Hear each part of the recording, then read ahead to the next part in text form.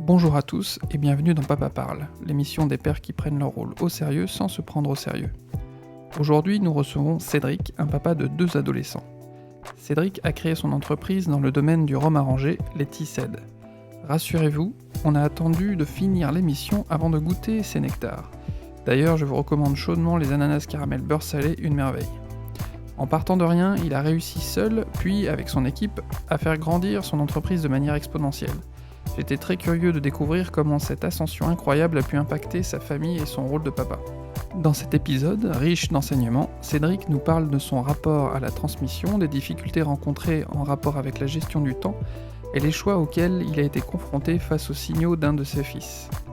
N'oubliez pas que vous pouvez aider la chaîne en partageant l'épisode et en vous abonnant pour ne rien louper des prochaines sorties. Il ne me reste plus qu'à vous souhaiter une bonne écoute. Dans mon casque, je n'entends que moi. Ouais. Ou un tout petit peu moins, mais en tout cas, ouais, c'est principalement toi. Ok. C'est normal. Très bien. Mais tu m'entends quand même en dehors. Oui, je t'entends. Ouais, ok. Langage de sourd. Putain, il pose des questions, il répond complètement à côté, le gars. C'est trop bizarre. Oui, il répond 30 secondes après. Qu'est-ce qu'il attend ? C'est bon ? Et ben, bienvenue dans mon émission et merci de m'accueillir par contre chez toi. Bienvenue d'être là. Alors aujourd'hui, on est avec Cédric, qui quelqu'un qui m'a beaucoup inspiré, que je connais depuis un certain temps, et j'avais vraiment envie de t'interviewer sur le côté, justement, ton côté papa. On en a déjà parlé auparavant, il y a pas mal de choses intéressantes, et j'avais envie de creuser un peu le sujet avec toi. Ce sera avec grand plaisir, parce que ce sont des sujets qui sont très importants et très pertinents par rapport à la société actuelle. Ouais. Bah oui, carrément. Et donc si tu devais te présenter un peu sur l'aspect paternel, toi tu es un papa, t'as un papa qui a quel âge ? C'est-à-dire que ton premier, il a quel âge ? Mon premier, il a 14 ans. D'accord. Mon second, il a 12 ans. Donc si on fait je dirais T'as un papa adolescent en fait. Papa adolescent et 2 garçons. D'accord, 2 gars. Souvent, je demande, pour commencer, est-ce que toi, tu t'imaginais papa initialement ? Oui, j'ai une très belle image du rôle de papa. Ouais. Et ouais, dès que... Forcément, quand tu te mets en couple, tu penses forcément indirectement à cette vie-là. Et je me suis tout de suite projeté dans ce rôle de papa. Et surtout que j'ai un affect avec je dirais le côté éducation, le côté... Transmission. Transmission, ouais, c'est très bien, c'est un très bon terme. Le côté transmission, c'est quelque chose de fondamental pour moi. Tu dis à partir du moment où je me suis mis en couple, est-ce que tu y pensais même avant ? Est-ce que, je sais pas, jeune Cédric ou ado ou jeune adulte avait pu avoir en tête le fait d'être papa avant ? Papa, pas forcément trop tôt, mais c'est ce contact avec les enfants. J'ai été animateur en centre aéré, j'ai fait des colonies de vacances et j'ai toujours eu un rapport plutôt privilégié avec les enfants, et c'est vraiment quelque chose que, on va dire, quand tu le fais pour les autres, c'est cool, de manière ponctuelle, mais après je me suis dit, j'ai aussi peut-être des choses à donner à ma progéniture. Avant d'en arriver à l'aventure, ton aventure de papa, est-ce que tu pourrais me dire quelle idée tu as du papa ? Quelle idée tu pouvais avoir avant d'être papa, et puis est-ce que tu as senti une évolution de ce rôle et de la perception que tu en avais une fois que tu es devenu papa ? C'est un rôle qui est pas simple, dans le sens où quand on parle d'enfant, le rôle prioritaire, c'est pas celui de papa, c'est celui de maman. En tout cas aujourd'hui, dans la société. J'estime que la personne pour qui il y a plus de changements qui se passent, c'est pas le papa, c'est la maman. Aujourd'hui, donner la vie, c'est quelque chose de génial. Et en tant que papa, on pourra jamais le faire. Donc, il faut déjà respecter cette chose-là. Et c'est, je pense, que quelque chose qui change énormément une femme. Donc, il y a déjà un changement physique indéniable, quoi. Physique, physiologique, psychologique aussi. Parce que quand tu donnes la vie, tu crées un lien différent avec... il y a des choses qui se passent pendant 9 mois. Là, il y a un échange que personne n'arrivera jamais à comprendre et à maîtriser. Donc, moi, en tant que papa, je me suis dit, je suis papa numéro 2. C'est-à-dire que maman doit développer... numéro 2, quoi. Ouais, doit développer déjà sa relation avec l'enfant. Je vais simplement reprendre un exemple. Des fois, quand j'ai des amis qui viennent me présenter leur bébé, je le prends jamais dans les bras. Mhm. Parce que aujourd'hui, on sait que l'odeur, on va dire Ouais. l'énergie qui peut passer entre deux êtres, enfin, un enfant et une maman, c'est des choses qu'on peut couper par fierté de vouloir prendre quelqu'un dans les bras, alors que la nature, elle nous donne plein d'autres éléments, comme quoi faut laisser cette vie-là. Les animaux, c'est comme ça. S'il y a un humain qui touche un bébé, Ouais, après, ils s'en occupent plus. la maman, elle peut l'abandonner. Donc, il y a eu déjà cette compréhension-là. Donc, comment je m'étais projeté en tant que papa? Moi, plus papa poule. Ouais. Vraiment cette notion de complicité avec mes enfants. Mais quand on comprend la nécessité de ce premier lien avec la maman, forcément qu'on s'efface un petit peu. Et après, il y a eu aussi l'aventure de l'entreprise qui a, je dirais, accentué un petit peu certaines choses. Pas forcément positives, parce que quand tu dois te lever de bonne heure et te coucher tard, quand tu te lèves le matin, tu te lèves avant tout le monde et tu vois pas tes enfants le matin. Et quand tu le vois le soir, mais quand tu as des déplacements, tu te couches sans eux. Hmm. Et c'est quelque chose au bout d'un moment, qui m'a énormément pesé. Pour recontextualiser, tu parles de l'entreprise. C'est une entreprise que tu as créée quand et ils avaient quel âge à ce moment-là, Donc tes en enfants? 2011, le premier avait 4 ans et le second 2 ans. Ok, ouais, donc ils étaient tout petits, Voilà. effectivement. Et ouais, ça a dû être un gros changement quand même au niveau du rythme. Oui, ça a été un gros changement au niveau du rythme. Et puis après, des fois, comme je te dis, je souhaitais avoir un fonctionnement de papa poule. Donc forcément que tu vas rechercher de l'émotion, tu vas rechercher de la complicité, de l'échange avec tes enfants, mais ils te le donnent pas, puisque t'es pas, on va dire, c'est pas sur commande, c'est pas papa, t'es là, donc Ouais, c'est on te ça. file. Un enfant, c'est un enfant. Aujourd'hui, il a déjà du mal à maîtriser toutes ses émotions, donc des émotions aussi spécifiques, c'est plutôt compliqué à aller chercher. Donc là, j'ai rapidement compris que c'était plus à moi de m'adapter pour essayer de créer ce lien avec eux Mhm. que à eux de le faire. Ok. Et on reviendra sur l'aspect de t'adapter Mm. par rapport à ça et ton entreprise. J'aimerais bien que tu me dises si tu avais des exemples, des inspirations par rapport au rôle du papa, ton propre père, j'imagine. Est-ce que tu avais envie de reproduire des choses? Est-ce qu'il y avait des choses que tu avais envie d'éviter justement par rapport à ton vécu d'enfant? Je pense pas m'être projeté dans un modèle. D'accord. Il y avait une chose on va dire, que je savais de mon père, c'est on va dire, il m'a toujours aimé. Ok. Donc ça, c'est quelque chose j'ai jamais eu de doute, si tu veux, sur les sentiments que mon père a pu avoir vis-à-vis de moi. Donc d'un point de vue contexte très général, c'est la chose que j'ai voulu reproduire. Après, dans l'application et dans l'implication au quotidien, non, on est tous différents. Donc à moi de créer mon propre modèle et d'adapter certaines choses en fonction de ce que j'ai envie de vivre. C'est déjà un truc hyper fort de la part de parents d'avoir réussi à convaincre ses enfants qu'on les aimait.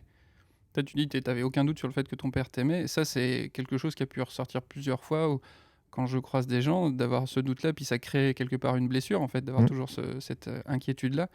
Et moi, je l'ai ressenti aussi très fort. C'est-à-dire que mes parents, comme n'importe quel parent, ont fait des choses des fois que je regrette ou des choses que j'ai adorées, mais je suis convaincu qu'ils m'aiment. Et ça, j'ai l'impression que c'est vraiment la base. En fait, Tu j'ai vois. jamais remis en doute, même si j'ai quand même un sentiment de frustration, c'est de ne pas l'avoir entendu. Je le savais, mais je l'ai D'accord. très très peu entendu. Dans les mots, il n'y Dans avait les pas trop mots, ça. ouais. D'accord. Et je dirais forcément mécaniquement, c'est quelque chose que moi je reproduis pas, puisque aujourd'hui c'est un message que je communique avec mes enfants, mais j'essaye de le communiquer de manière la plus équilibrée qui soit. Parce que quand on demande beaucoup de choses aux enfants et de comprendre ce sentiment-là, et ils n'ont pas forcément les outils pour pouvoir le comprendre, donc il ne faut pas les alourdir avec Ouais. ce côté exacerbé de l'amour. Il faut leur expliquer ce que ça peut être, pourquoi on le dit, mais pas aller plus loin, parce que sinon ça peut leur faire plus de mal que de bien. Ça me fait penser au fait que le rôle du papa, la vision qu'on a du papa est liée quand même aussi à la perception qu'on a de ce que c'est que d'être un homme. Et quand tu dis voilà, tu l'as pas trop entendu de la part de ton papa, est-ce qu'il y avait une forme de pudeur? Toi, ça change hein, en ce moment, mais avant, voilà, en tant qu'homme, parler de ses sentiments, dire je t'aime, c'était un peu compliqué. Voire, c'est pas que c'était compliqué, mais même on n'y pensait même pas. Est-ce que toi, par rapport à ça, tu as évolué? Est-ce que tu as l'impression d'avoir déconstruit des choses qui t'ont permis de plus facilement évoquer tes sentiments? Je pense que tu résumes tout à fait. C'est que la société d'avant, les sentiments, on devait beaucoup les cacher, les masquer. Donc le fait de dire à quelqu'un je t'aime dans ce style de relation papa-enfant, ça fait pas partie des choses qui devaient être naturelles. Moi, je me suis émancipé de tout ça en fait. La plus belle parole, c'est celle qui est la bienveillante et qui est dite au bon moment. À partir du moment où on a une émotion, pourquoi se retenir de la dire? Mm. Pourquoi est-ce qu'on ne peut pas se dire, bah, j'ai une émotion, je la dis, je la fais, je la partage. Ça permet pour moi de beaucoup plus caler ses émotions tout au long de l'évolution de sa vie. Donc quand bah, j'ai des émotions particulières et même vis-à-vis de mes enfants, je leur dis, après je mets on va dire des formes qui sont Ouais. différentes que quand je parle à un adulte, mais il est quoi qu'il en soit hyper important de le dire. Mais ça, c'est quelque chose qui change. Hum, on avait tendance à dire avant, non, je vais pas parler de ce que je ressens, je vais pas soit embêter les gens, ou je vois encore des parents qui des fois disent non, surtout pour les émotions négatives, j'ai pas envie de l'embêter avec ça, j'ai pas envie d'attrister mon enfant, et je peux parler que de mon vécu, j'ai l'impression qu'à chaque fois que j'ai retenu une émotion, que j'étais triste ou en colère et que je ne l'ai pas dit, de toute façon ça se perçoit, Mm, à moins d'être tout dans à un fait. Ouais. contrôle incroyable, mais Mm. ça te pompe de l'énergie, et que le comportement de mes enfants en fait était très impacté par rapport à ça. Et au moment où finalement je décide d'évoquer ma tristesse, ma colère, mon agacement, alors évidemment en mettant les formes comme tu dis, tu vas pas te mettre à hurler ou à gueuler, ça va pas être bon, ça va sidérer ton gamin. Euh, et bah derrière, il comprendra à son niveau, mais en tout cas c'est comme si tu avais libéré cette énergie Mm. là, et que il sentait voilà, il y a plus de trucs cachés et qu'on est sur quelque chose de sain en fait. En fait, j'estime qu'il y a beaucoup de choses qui se mélangent par rapport à tout ça. La société actuelle nous montre qu'il faut cacher ses sentiments, cacher ses émotions, parce que aujourd'hui, il y a tellement justement d'émotions, de messages qui passent que enfin, ça peut être une sorte de protection. Mais c'est très souvent parce on maîtrise pas ces choses-là. On a besoin enfin, une émotion, c'est quoi? Enfin, qu'est-ce que ça veut réellement dire? On va parler enfin, de n'importe quelle émotion, tu as sans doute enfin, une perception différente d'une émotion par rapport à moi. Donc des fois, on va pas se comprendre quand on parle d'un terme, on va pas parler de la même chose indirectement. Mais après, pour l'expliquer, c'est-à-dire se dévoiler, c'est des choses qui se font beaucoup moins parce que qu'est-ce qui se passe? Beaucoup de monde va juger derrière. Mince, Mmh. putain, lui, il est comme ça. Oh, ah non, ah non, mais c'est pas possible. Qu'est-ce qu'on en a à faire? On parle d'émotion. Il est impossible, enfin, moi j'estime impossible aujourd'hui on est qui pour juger l'émotion de quelqu'un d'autre? Personne. Donc, C'est totalement personnel, et je le perçois aussi. Donc, par rapport à mon métier en tant que thérapeute, je le rejoins aussi avec la douleur. C'est-à-dire que quelqu'un te dit qu'il a mal, la douleur est une perception. Et même si tu constates qu'il n'y a pas forcément de réalité physique, s'il dit qu'il a mal, c'est qu'il a mal. Même si c'est une construction, même ça signifie qu'il y a une souffrance et il faut l'entendre. Et pour les émotions, c'est la même chose. C'est-à-dire que bien souvent, effectivement, mon enfant va être pris d'un torrent d'émotions pour un truc que je considère, moi, aujourd'hui, en tant qu'adulte, comme minime. Voilà, il ne retrouve plus une pièce d'un de ses Lego. Mais quand il est pris par ça, c'est tout son monde, en fait. mais il y a une vraie justification. Enfin, Ouais. sauf que enfin, quand on n'arrive pas à l'expliquer, c'est des choses qui sont principalement incomprises. Mm. Mais il faut se mettre dans le niveau de communication de la personne qui ressent. On est personne pour juger, je dirais, surtout des choses non palpables. Ouais, bah oui. Et c'est pour ça qu'on va dire, bah, il fait une crise.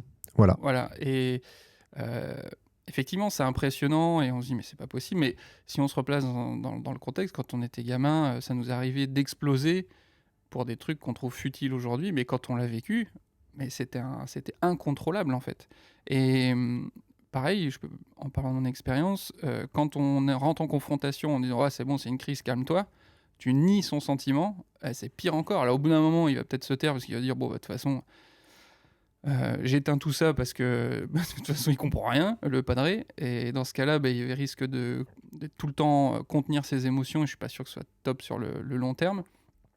Ou alors, bon, bah, t'acceptes un moment, d'accueillir ça, même s'il va y avoir des pleurs ou des cris sur 5 minutes, mais au final, ça s'apaise beaucoup plus vite. Oh. Et c'est surtout qu'en tant que parent, on se dit on va maîtriser l'émotion de l'enfant. Mais faut mieux la comprendre que vouloir la maîtriser. Si aujourd'hui, dans l'état actuel, il a besoin de s'extérioriser, d'avoir une colère, ben, ça fait partie des moyens pour lui de s'exprimer, qui vont pas correspondre forcément à quelque chose qu'on attend, puisqu'on attend qu'il parle.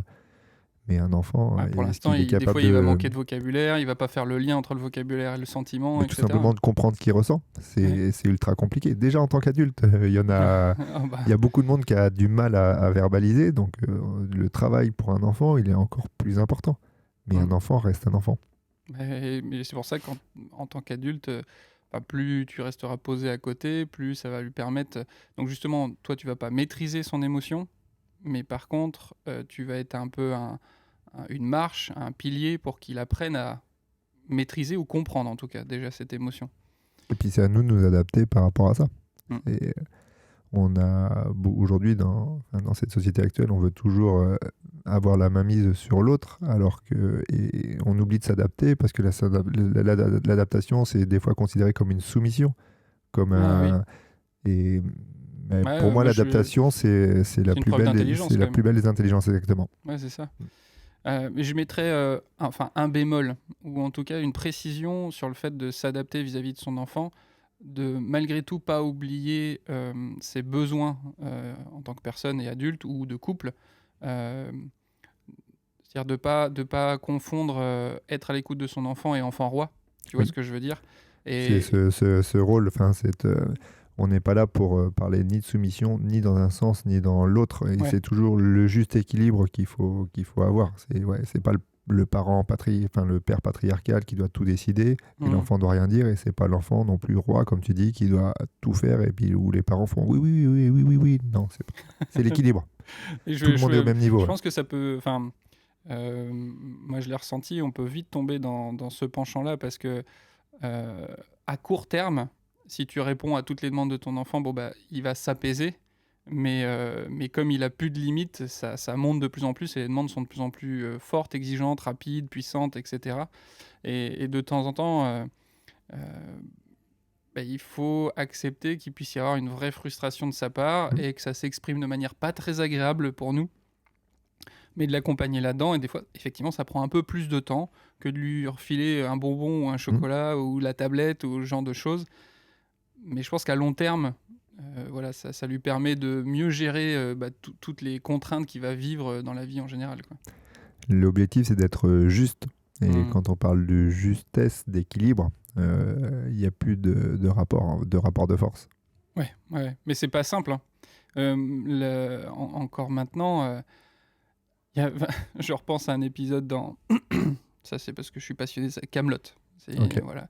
Il y a le roi Arthur, qui, en fait, il est entouré quelque part de gamins, en fait, et il passe son temps à essayer de faire raisonner les gens, d'aller plus loin, de les élever, en fait. Et il y a un épisode où vraiment il dit je suis vraiment désolé, je vais devoir faire preuve de mon autorité. J'ai plus le choix, quoi. Vraiment, je ne trouve pas d'autre solution pour qu'on avance là. Et des fois, je le ressens, ça, vis-à-vis de mes enfants, où des fois, je prends du recul, je regarde dans tous les sens, toutes les voies que je peux voir. Je dis non, mais là concrètement, si on n'y va pas... on n'a pas de formation parent, ou on n'a pas de formation papa. On fait partie d'un rôle qu'on apprend au quotidien, en fait. Donc, des fois, oui, pour dire on n'a peut-être pas les meilleurs outils pour répondre à la situation, on utilise notre autorité. Ouais. Et même dans les outils qu'on peut avoir, je suis toujours un peu ambivalent de pas tomber dans la manipulation. Tu vois, parce que effectivement, tu écoutes, tu proposes des choses. Il y a des trucs. Le plus connu, c'est le faux choix. C'est par exemple, il veut pas aller se brosser les dents. Tu lui dis, est-ce que tu veux te brosser les dents avec cette brosse à dents ou avec celle-ci? Donc en gros, il n'a pas le choix de se brosser les dents, mais c'est une forme de manipulation, puis ça peut apparaître dans plein de choses comme ça. Et je suis toujours un peu ambivalent, quoi. Des fois, je suis là, est-ce que je fais ça, ou est-ce que, je lui explique que s'il se brosse pas les dents, il peut avoir les chicots pourris, et puis souffrir plus tard. Mais c'est une conception qui est compliquée à son âge. Mais j'ai envie d'être le plus honnête possible. Mais je sais que si je fais ça, je suis parti pour 10-15 minutes d'explication Voilà. et il commence à faire tard et je suis fatigué aussi, quoi. Bah, oui, des fois, il faut. Enfin, comme on dit, on a des enfants qui, quand on rentre dans des explications trop longues, ça va être compliqué parce que nous, on a envie de faire passer un message, mais c'est un message qui sera, on l'espère tous, compris, mais forcément a posteriori. Ouais, puis il y a une histoire de priorité. Là. Je le vois peut-être plus. J'ai l'exemple avec ma maman pour qui le ménage est hyper important, qu'il faut que ce soit clean, etc. Et donc elle dit à mon grand, bah ouais, mais ta chambre c'est le bazar, c'est pas propre, il faudrait faire quelque chose et tout. C'est-à-dire que lui, il a la même, enfin, ça lui passe complètement au-dessus de la tête. C'est-à-dire que le fait qu'il y ait des Legos par terre, à aucun moment ça l'empêche de faire ce qu'il veut faire, ça ne l'empêche pas de grandir, il n'y Ça a pas de l'empêche danger pas de pour faire sa ses santé, devoirs, ça l'empêche etc. pas d'aller dormir, ouais, Ça exactement. l'empêche pas d'aller dormir, etc. Donc je dis, mais tu sais, tu dis ça, mais toi, tu as ce besoin-là, en fait, ce qui s'entend, mais lui, c'est pas un besoin, en fait. Mm. Donc je pense que tu vas lui répéter très, très, très souvent, en fait. C'est ça. Et ça peut peut-être être plus valable de dire, effectivement, moi, j'ai besoin que ce soit clean et ça me fait du bien. On passe beaucoup de messages à nos enfants, mais c'est principalement pour nous rassurer ou pour être dans notre modèle que d'essayer de comprendre réellement le leur. Ouais, comme quand bah, voilà, il se met à grimper aux arbres, monte pas aux arbres. Tu vas tomber. Ouais, mais même sans dire tu vas tomber, parce qu'effectivement ça peut être une Bah, quand tu le prophétie dis, en général, c'est ce qui autoréalisatrice, arrive. quoi. Non. Mais monte pas aux arbres. Mais monte pas aux arbres, pourquoi pas monter aux arbres? J'ai déjà monté là, je montais là, pourquoi je pourrais pas monter ici? Bah non, en fait, ça me fait peur que tu montes à l'arbre. Tout à fait. Parce que si t'as mal, bah moi je suis pas bien. Exactement. Voilà. Et donc, et mine de rien, de l'évoquer comme ça, il va quand même grimper à l'arbre. Mais là, je constate qu'il me dit, bah là, je vais dans le jardin, je vais grimper à l'arbre. Il me prévient. Voilà. C'est gentil de sa part. C'est gentil de sa part. Il pourrait pas le faire, mais il sait que pour moi, c'est important, etc. Quoi. Bah, je vais monter à l'arbre. T'inquiète pas, je maîtrise. Tout va Ouais, bien se passer. c'est ça. Je vais pas te faire peur. Ouais, carrément. Est-ce que tu peux nous parler du moment où... Bah déjà, est-ce que c'était décidé d'avoir un enfant? Est-ce que c'était un peu programmé, entre guillemets? Est-ce que ça s'est fait comme ça? Et puis un peu, comment ça s'est passé, la grossesse, l'arrivée au monde, tout ça? Comment t'as vécu ça? Ça s'est décidé parce que je dirais, on va dire avec mon épouse, on avait envie d'en avoir un, enfin d'avoir des enfants. Programmé, c'est la plus mauvaise des choses. Il faut que ce soit le cœur qui parle et pas le calendrier. Donc les choses se sont faites naturellement. À partir du moment où on s'est dit on est prêt, bah, on engage, je dirais, la philosophie pour. Bah, quasiment, enfin, on a fait 2 sur 2, c'est-à-dire que les 2 enfants sont arrivés tout de suite. Mhm. Donc on avait décidé d'en avoir des rapprochés. Par chance, on en a eu des rapprochés parce que des fois la nature nous explique que c'est pas parce que tu as décidé que tu vas les avoir. Donc non, tout s'est bien passé à ce moment-là. Les grossesses la première a été un petit peu plus compliquée que la deuxième, puisqu'il y a eu besoin d'avoir une hospitalisation au bout de 6 mois et demi, parce qu'il y avait des contractions qui commençaient à arriver, donc il Donc fallait elle a été alitée pendant un long moment. calmer un petit peu le jeu. Et puis le premier, il est arrivé avec un mois d'avance. Ok, d'accord. Ouais, et ça s'est fait, je dirais, ça s'est très bien fait après par la suite. Et après la deuxième grossesse est très bien passée. Et puis après les premiers mois ont été vraiment très très simples. Et question très classique dans Papa Parle. Pour toi, à quel moment tu t'es senti réellement papa? Dès le départ. Alors, quand tu dis dès le départ, c'est-à-dire que quand le test de grossesse était validé ou Ouais, quand enfin, tu c'est-à-dire l'as que eu dans les mains? non, pour moi, c'est dès que le test a été positif. Ok, C'est-à-dire tout de suite, j'ai senti cette fierté de ok. pouvoir dire c'est bon, je vais être papa. Je vais être papa. Ouais. Ouais, pour toi, t'en parles comme d'une fierté. Bah oui, oui, parce que on va dire, tu participes à donner la vie, et la vie aujourd'hui, on sait que c'est cher, et ça fait partie des plus belles choses qu'il est possible d'offrir à quelqu'un. Donc voilà, on a aujourd'hui cette capacité. Il y en a qui malheureusement peuvent pas l'avoir. Donc non, c'est une des plus belles choses. Ok. Et donc tu dis les premiers mois ont été faciles, pour le grand comme pour le petit? Le deuxième a mis un petit peu plus de temps à faire ses nuits. D'accord, ok. Ok, Mais ok. sinon, après, bah, on a eu la chance aussi de se coordonner dans le rôle de chacun. Et ça fait partie des fois des moments qui sont difficiles à coordonner dans un couple. Mais mon épouse avait une vraie volonté d'être présente Ok. sur ces moments-là. Et comme je l'ai expliqué tout à l'heure, il est important que la maman exprime ses réelles émotions et son réel ressenti par rapport à ça. Donc elle a vécu on va dire les premiers mois comme elle a voulu, et puis je me suis adapté, mais sans aucune frustration. Je voyais son bonheur, le fait de vivre ça comme ça. Donc moi, si elle est heureuse, j'étais heureux. Ok, d'accord. Je réfléchis par rapport à ce que tu me dis dans ton rôle de papa. J'ai l'impression que, euh, on va dire, il y avait la maman, les enfants, et que toi, tu étais un peu autour on va dire, à t'assurer que le cocon soit bien protégé. Enfin, c'est un peu ça le rôle que tu te donnais ou... Euh, En quelque sorte, mais sans demander quelconque récompense par rapport à ça. Pas C'est forcément, simplement hein. Ouais, je me suis senti clairement bien dans ce rôle. Avant tout, que le bonheur se lise sur le visage de mon épouse et de mes enfants. Et moi, je sais que je tire beaucoup de mon bonheur du bonheur des autres. Ça Ok. fait partie de mon mode de fonctionnement, c'est comme ça. Donc voilà, ils étaient heureux, moi j'étais heureux. Est-ce que, donc là, tes enfants ont 12 et 14 ans.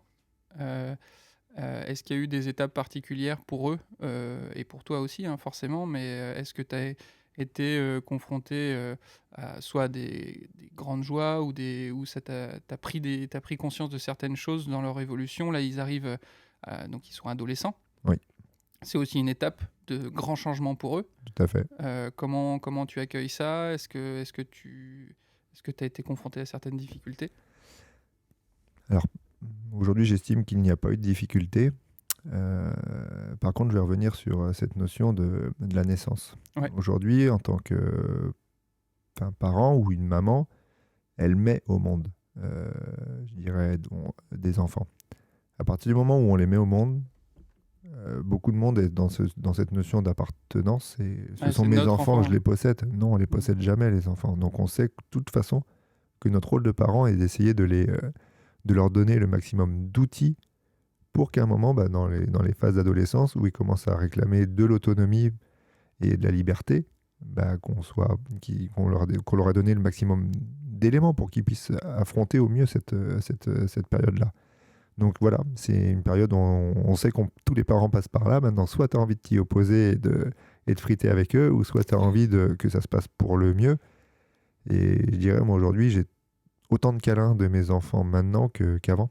Et pour autant, c'est la période pendant laquelle ils commencent à prendre cette autonomie, où des fois ils ont peur de faire un bisou devant leurs copains à leurs parents. Mm. Et aujourd'hui, nous, enfin, que ce soit moi ou mon épouse, on le vit comme ça.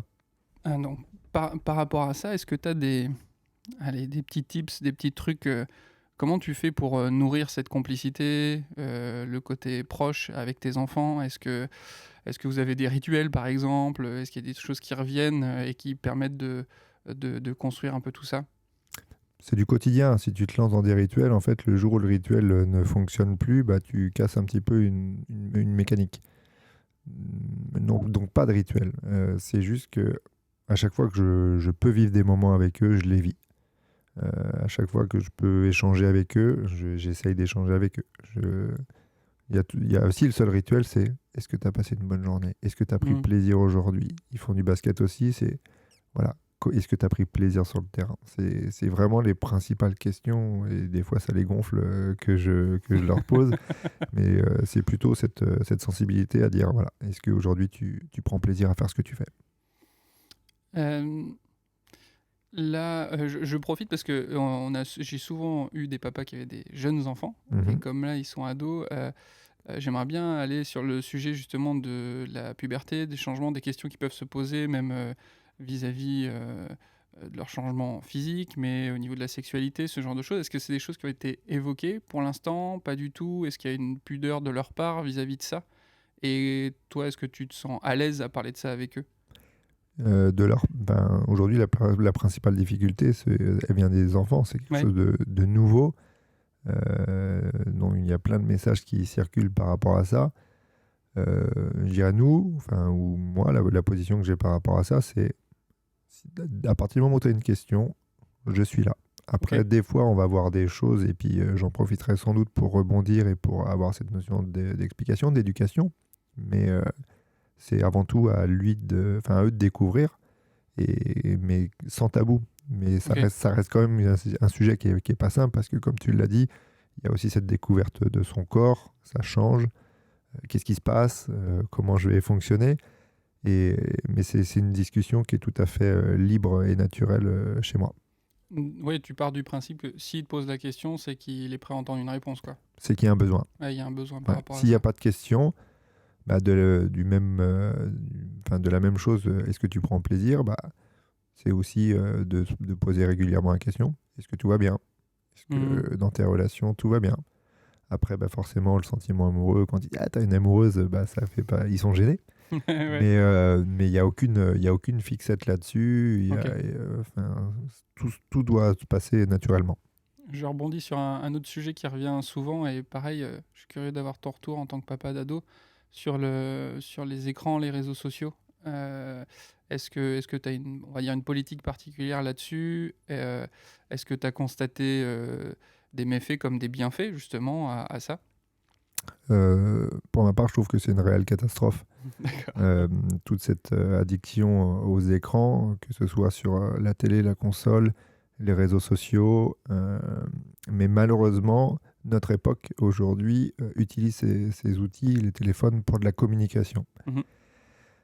Donc, il est important de ne pas se couper de la communication ou des synergies qu'il peut y avoir entre enfants, mais malgré tout, ça reste un temps pendant lequel ils font pas autre chose. Et si tu les laisses pas, si tu les laisses toujours sur les écrans, ils font pas autre chose. Et on en perd de la vie extérieure, on en perd de la création, on en perd du développement de l'intuition.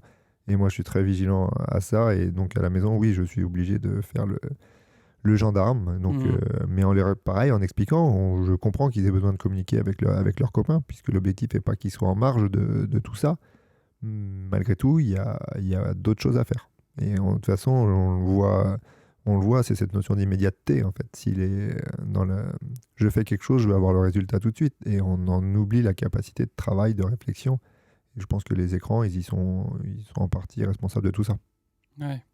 Le truc, je trouve, le plus dommageable, enfin, un des trucs les plus dommageables, c'est que, bon, je suis influencé par mon frère qui est psychomotricien, mais vraiment, la psyché, l'intellect se construit aussi dans le mouvement du corps. Mm. Et si tu restes figé, ton cerveau se développe pas de la même manière. Alors après, on peut développer certaines compétences, hein. Il y a vraiment, moi, j'ai vu des gamins qui finalement parlaient mieux anglais que moi parce que, au travers de leur jeu, c'est que en anglais. Mm. Mais je pense que le mouvement reste important et d'être en mouvement, c'est hyper important, quoi. J'ai la chance d'avoir des enfants qui sont sportifs. Ouais. Donc, cette notion de mouvement, c'est pas un problème. Après, je vais rebondir sur le fait de travailler, par exemple, sur de l'anglais ou sur autre chose. Non, les écrans, il faut aussi, je dirais, avoir la bonne utilisation. Moi, Mm. il me dit, tiens, je regarde une série en anglais. Je lui dirais oui, Mm. regarde la série en anglais.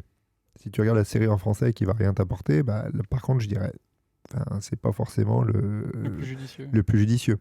Donc, il faut pas non plus avoir mené une cabale contre les écrans. C'est juste, on en revient toujours à l'utilisation juste du système. Ouais, c'est un outil et on peut Voilà, en faire quelque chose de bien comme de terrible, quoi. exactement. On va revenir un peu sur le côté entreprise. Euh, et un point que beaucoup de papas ont évoqué comme étant une difficulté, c'est la gestion du temps. Euh, Comment tu t'es organisé, comment vous vous êtes organisé, et peut-être justement tu as rencontré des difficultés et donc tu as modifié des choses. Cette gestion du temps pour toi, est-ce que ça a été facile? Est-ce qu'il y a eu des complications? Ça n'a pas été facile parce que je suis déjà quelqu'un qui m'investit beaucoup. Et en plus cumulé avec le fait d'avoir eu la chance d'avoir une activité qui s'est très très bien développée. Donc forcément que c'est du temps, et surtout au travers des valeurs que j'ai souhaité développer, bah ça a nécessité encore plus de temps. Euh, donc après, avec mon épouse, on s'est donné chacun un rôle pour que, je dirais, l'ensemble des missions qu'on souhaitait importantes soient remplies. Il y avait une nécessité, on avait décidé le fait d'être là pour nos enfants. On a fait le choix de créer une entreprise. L'objectif n'était pas que les enfants restent en marge de tout ça. Donc, Donc vous avez fait bosser dans l'entreprise. voilà, ça c'est. Ils connaissent tous les fruits par cœur maintenant. Et ça, je dirais en termes d'éducation, les maîtresses, elles ont été super contentes de voir que les enfants connaissaient les fruits. Donc, ça nous a amené quelques petites anecdotes plutôt sympas.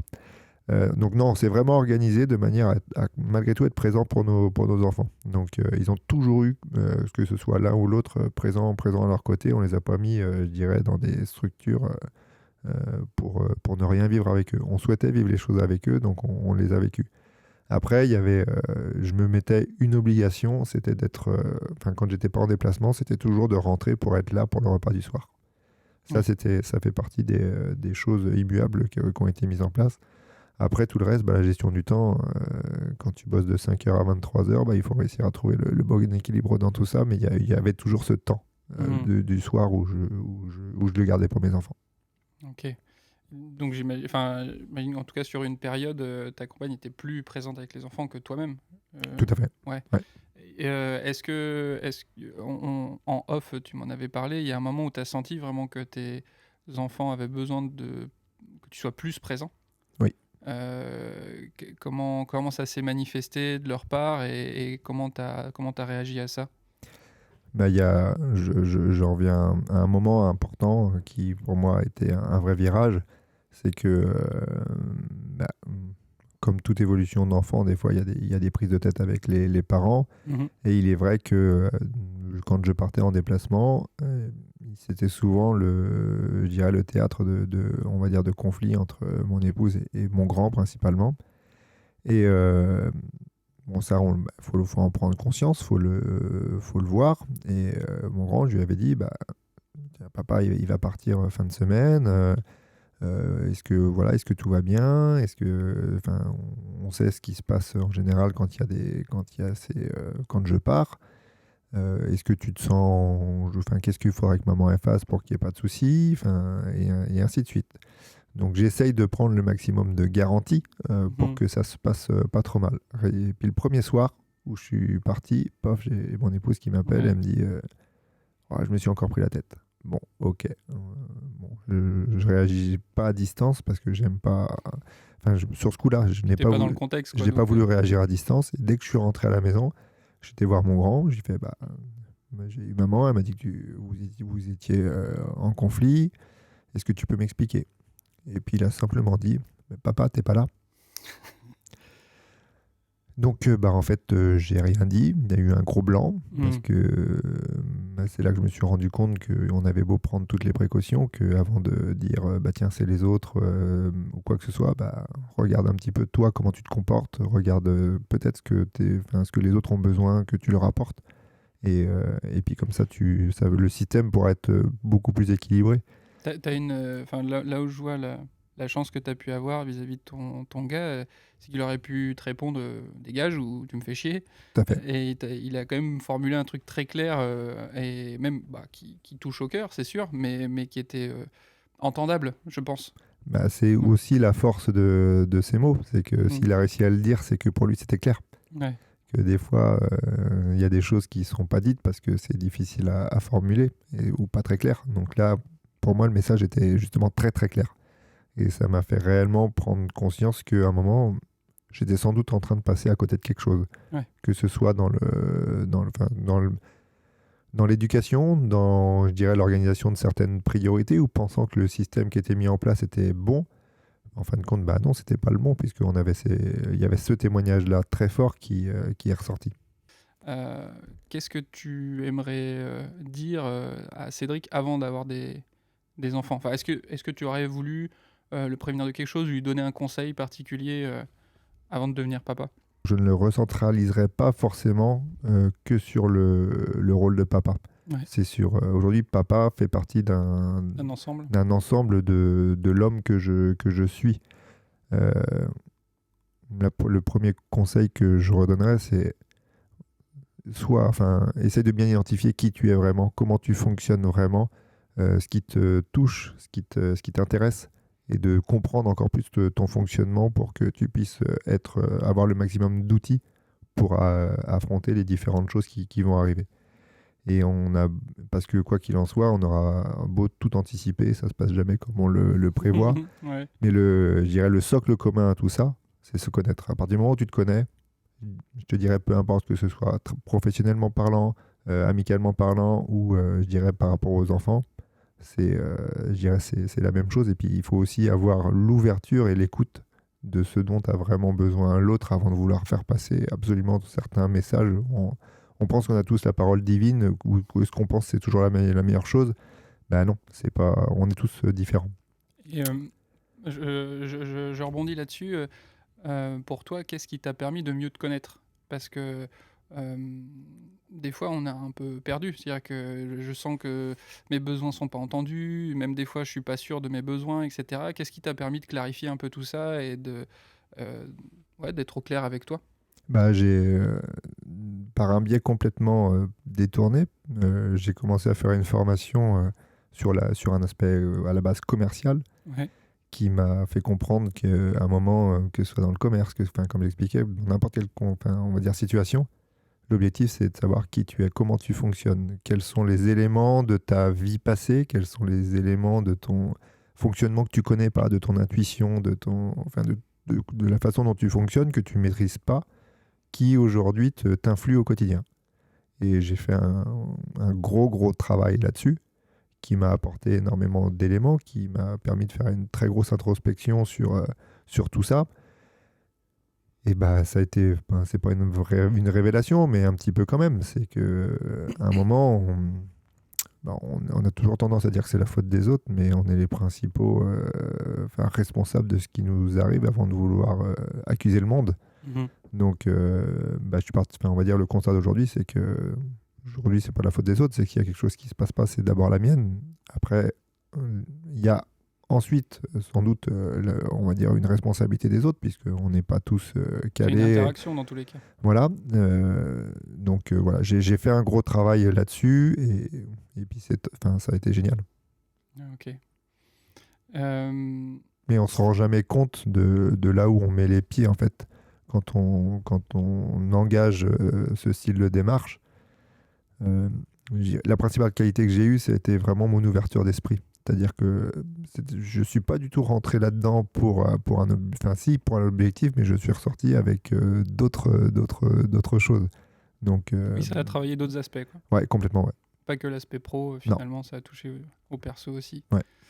Et donc maintenant, si on prend la DeLorean volante et Ouais. on va dans le futur, allez, d'ici 10, 15, 20 ans, qu'est-ce que tu aimerais que tes enfants puissent dire de toi ou toi gardent de toi alors, tu seras encore très vivant à ce moment-là, mais toi, comment t'imagines l'évolution de votre relation et qu'est-ce que tu espères en fait? Bah, que cette notion de complicité reste toujours, qu'ils, dans leur mode de vie, aient toujours envie de vivre des choses avec moi. Mhm. Parce que je pense on a tous à toujours s'apporter. Je vais toujours avoir des choses à leur apporter. Ils en auront toujours à m'apporter. La vie fait qu'ils vont eux vivre des choses ou pas que j'ai vécues. Donc mon rôle, ce sera de leur servir de livre magique dans lequel ils pourront retrouver, je dirais, plein d'informations ou plein d'échanges d'expériences. Après, ce sera forcément à eux, je dirais, de faire leurs propres expériences et de prendre leurs propres décisions. Donc, continuer mon rôle de papa, parce que l'éducation, quoi qu'il en soit, ça s'arrête pas à 18 ans, ça s'arrête pas. Ça va être dans une autre dimension, mais ils auront un besoin permanent de leur papa. Moi, j'ai compris des choses que mon père m'a dit à 35 piges, quoi. Voilà. Ou en tout cas, je les ai vues différemment. C'était pas un vieux con, en fait. Ça, il y a beaucoup de choses que tu te rends compte après. Ouais. C'est ça.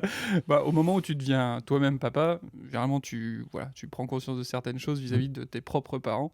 Et puis plus ça vient et plus c'est pas une indulgence, mais tu sais que c'était pas fait pour rien, quoi. Ouais.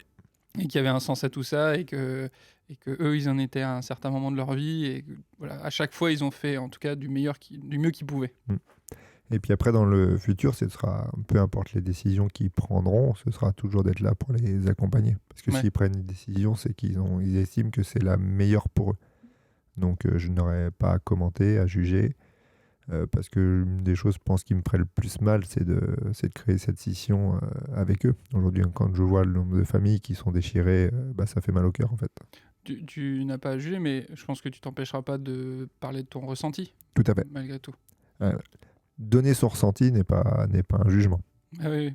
Mais je pense que, comment dire, la perception d'être jugé ou pas, justement, elle peut être propre. C'est-à-dire que la personne en face peut essayer d'avoir le meilleur champ lexical, vocabulaire du monde en disant « je ressens ça, voilà comment je me ressens ». L'autre en face, s'il n'est pas clair dans ses bottes, il peut se sentir jugé. C'est là qu'on en revient à cette notion d'introspection et Ouais. là où c'est réellement important, quoi. De ne pas rejeter constamment la faute sur l'autre. Et ben, sur ces belles paroles, on va mettre fin à cette émission. Je te remercie énormément pour ce partage, pour tout ce que tu as transmis. Comme je l'imaginais, c'était trop bien. Je suis trop content. À nouveau, je dis, si je fais cette émission, c'est pour finalement, très égoïstement, récupérer l'expérience de tous les papas. Comme dans Highlander, il coupe la tête puis il récupère l'énergie de l'autre. Voilà, c'était un super quickening. Merci beaucoup. C'est avec grand plaisir, et ces moments de vie, en fait, ces moments vraiment profonds, ça fait... Certaines personnes ont du mal à les livrer parce que je pense qu'on en revient toujours à cette notion de jugement qui en découle. Moi, je l'ai vécu comme ça. Il y a des choses bien, des choses pas bien. Mais quoi qu'il en soit, on a à prendre des choses bien et puis à comprendre les choses pas bien pour ne pas les reproduire. Mais c'est toujours des moments d'échange que j'affectionne vraiment. Eh ben, merci Cédric, merci à tous ceux qui auront écouté jusqu'au bout. Je vous encourage à laisser un petit commentaire, à partager l'épisode si vous pensez qu'il peut intéresser quelqu'un. Et je vous dis à bientôt au prochain épisode. Salut Cédric, merci. Merci à tous.